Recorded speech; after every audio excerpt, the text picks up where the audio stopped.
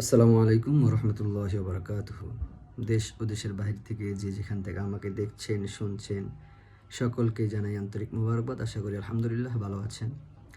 আজকে কথা বলবো যে আল্লাহ ছাড়া যে আমাদের কেউ আপন নয়, এই দুনিয়াতেও না ওই দুনিয়াতেও না, একমাত্র আল্লাহ তাআলাই আমাদের আপন। তিনি ছাড়া কেউ আপন না, কেউ আমাদের পাশে থাকবে না। এটা দুনিয়াতেই আপনি দেখতে পারেন। যখন আপনি বিপদে পড়েন দেখবেন কেউ আপনার পাশে থাকে না।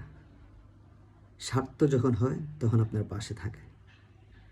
হ্যাঁ, কিছু হয় আপনার পাশে থাকে, কিন্তু এ দুনিয়াতে, কিন্তু পরকালে কেউ আপনার পাশে থাকবেন এটা 100% সুনিশ্চিত। এটা শুধু মুখের বাণী না, এটা কোরআনের আয়াত। যেমন বিসমিল্লাহির রহমানির রহিম, ইয়াউমা ইয়াফিরুল মারউ মিন আখিহি। সেদিন এমন একটি দিবস হবে যেদিন ভাই ভাই থেকে পালায়ন করবে।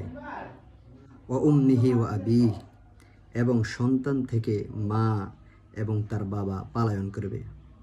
ও সহিবাতিহি ও বানি, স্বামী থেকে স্ত্রী, পিতা থেকে সন্তান পালায়ন করবে।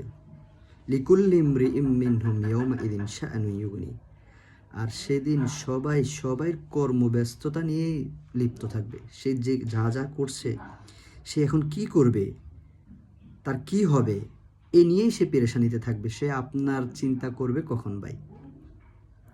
সবাই তো সেদিন ইয়া নাফসি ইয়া নাফসি ইয়া নাফসি, অর্থাৎ নিজে বাঁচি নিজে বাঁচি।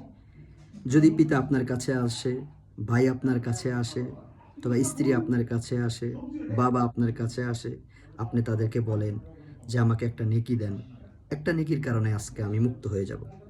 তো সে চিন্তা করবে আমি যদি তাকে একটা নেকি দিই আর আমারই যদি একটা নেকি শর্ট পড়ে, আমি কোথায় পাবো।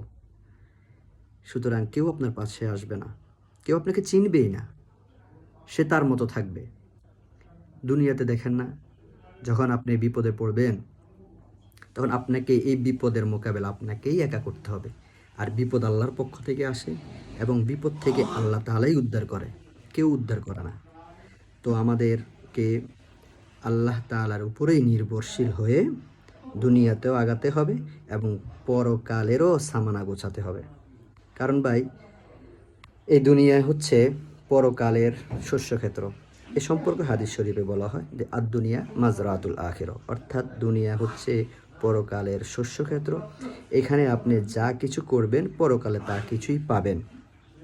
আপনি যদি ফসল, ক্ষেতের মধ্যে যে ফসলটা ফলাবেন এবং তার ব্যাপারে তার প্রতি যতটুকু যত্নশীল হবেন এবং যতটুকু দেখাশোনা